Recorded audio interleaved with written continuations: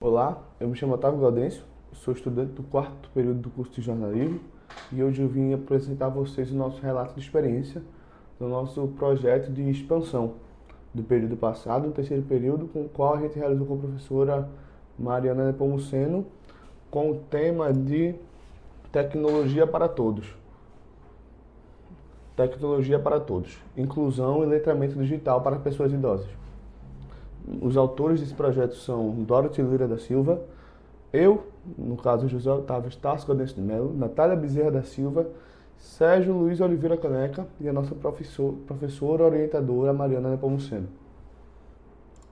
A gente começa com uma introdução que aborda que, de acordo com os dados da pesquisa por amostra de domicílios contínua, feita no quarto trimestre de 2024 pelo IBGE, cerca de 168 milhões de brasileiros de 10 anos ou mais utilizaram a internet em 2024, o que equivale a 89,1% da nossa população brasileira. Desses dados, eles mostram que no recorte de 5 anos, de 2019 até 2024, no ano passado, o IBGE registrou um aumento de 44,8% para 68,9% no número de pessoas idosas que acessam a internet. Então a gente vê que houve um grande aumento nessa população ao acessar a internet. O IBGE atela esse crescimento entre os idosos da facilidade do uso da tecnologia e por sua presença cada vez maior no dia a dia, especialmente para a comunicação e serviços.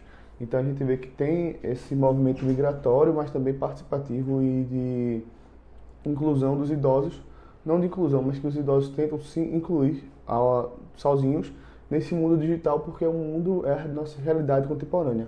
Mas a própria pesquisa também diz que os dados apontam que 66% desses idosos que responderam à pesquisa afirmaram não saber utilizar recursos tecnológicos. E é aí que entra nosso intuito da pesquisa. Nosso objetivo principal é promover, a partir do letramento digital, a inclusão de pessoas idosas. Nossos objetivos específicos foram levantar dados com os integrantes do Geram Vida sobre como eles utilizam ferramentas e recursos digitais, realizar oficinas participativas com o público e registrar, em formato de podcast, reflexões sobre a mídia e o etarismo. A nossa metodologia, a gente teve no nosso primeiro encontro, a gente teve a recepção da líder do grupo, Valéria Rodrigues, que lá na nossa Universidade Católica, né, que lá ela falou sobre como são as pessoas, como funciona a dinâmica do grupo, e a gente alinhou uma visita lá. Mas antes da visita, a gente fez um questionário para traçar um perfil de qual seria esse público que participaria da nossa ação. Nesse perfil, a gente conseguiu concluir que o grau de ensino, todos tinham completado a escola, ao menos o fundamental, né? Alguns tinham médio, mas fundamental todos tinham, e alguns possuíam também o ensino superior. Todos eles... Aqui a gente também tem o dado de quais redes sociais eles costumam usar e como, que o WhatsApp ganhou, o Instagram também ganhou. Se eles usam algum aplicativo para resolver coisas do dia a dia, aí a gente pode ver diversos aplicativos que vão além da questão de comunicação, né, mas também de questões de afazeres.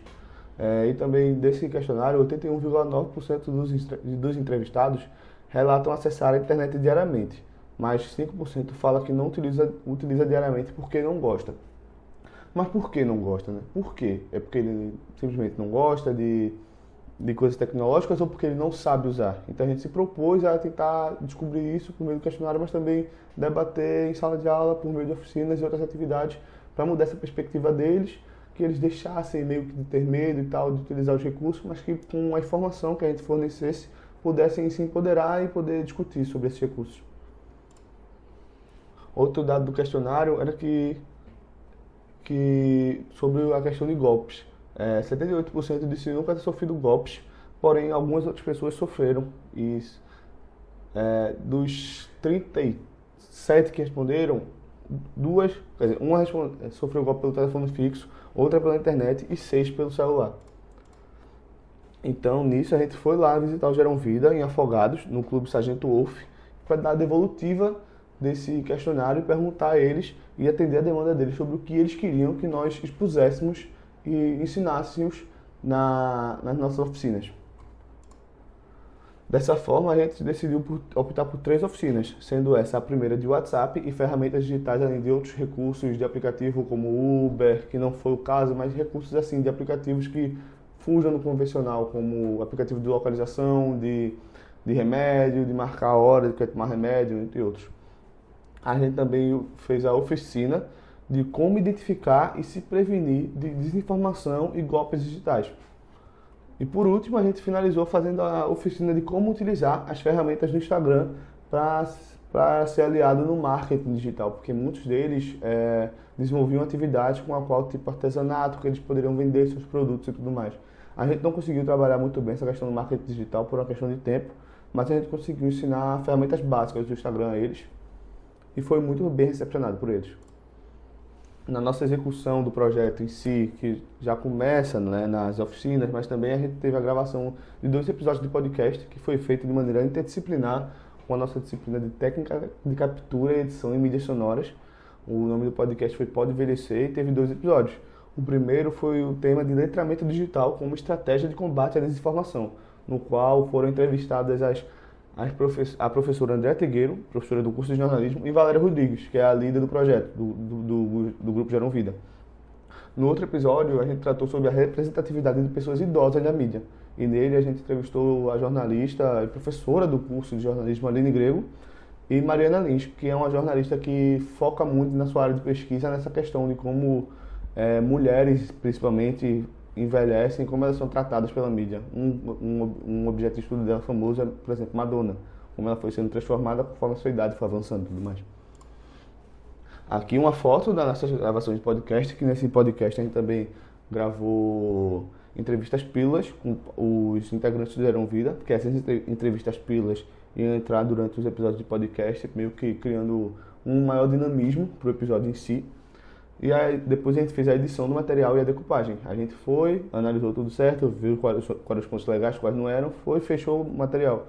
A gente não tem esse material disponibilizado, a gente está com ele guardado, armazenado, mas a gente tem a intenção de publicar e poder devolver aos integrantes do Geram Vida. Impactos e aprendizado. Acho que assim, o que mais marcou mesmo foi o interesse do público pelas oficinas, o quanto eles realmente gostaram disso e o empoderamento que a gente pôde ceder a eles, sabe? Tipo, eles não sabiam muito bem como usar as redes sociais e no final das oficinas eles nos agradeceram e tudo mais. Foi um momento muito bom, a gente teve muito essa relação de amigo também com o público, que isso ajudou a gente a desenvolver o projeto, né? O aprendizado de novos mecanismos de segurança na questão de golpes digitais e desinformação que eles não sabiam e a gente pôde ter esse prazer de ensiná-los e mostrá-los a seguir esse caminho para evitar cair em golpes e tal. A presença das pessoas na universidade foi um ponto que nos ajudou muito, porque na universidade a gente tinha recursos tecnológicos, tinha uma disponibilidade maior de espaço também, então era mais dinâmico para a gente do que a gente ter que ir lá onde eles ficam. E a troca de conhecimentos e de experiências, porque uma coisa muito legal do projeto de extensão é a gente sair do muro da universidade, né?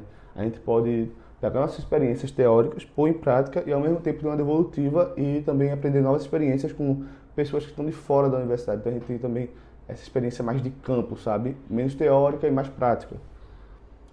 Considerações finais, a compreensão da figura do jornalista como não apenas mediador da notícia, mas também como agente de transformação.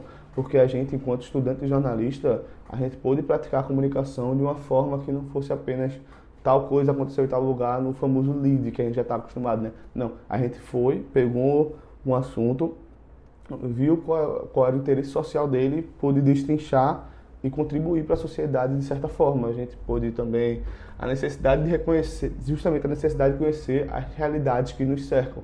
Antes da gente querer fazer algo mirabolante, a gente tem que saber onde a gente está, quais recursos a gente tem e como a gente pode trabalhar com eles, porque trabalhando com o que a gente tem, a gente pode meio que se desenvolver melhor e se preparar melhor para o que pode vir, sabe?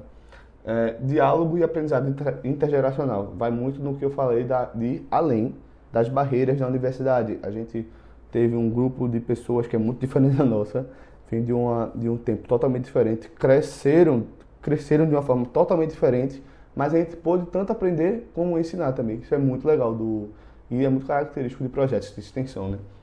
E eu acho que a gente conseguiu alcançar nosso objetivo, a gente foi muito bem, foi muito feliz, desenvolvemos um trabalho muito bonito de verdade e acho que a gente deixa um repertório muito legal sobre como tratar desse assunto e como isso pode ser tratado, mas também deixamos, além disso, da questão emocional, a gente deixa um conteúdo informativo de qualidade. Essas foram as nossas referências e é isso. Obrigado.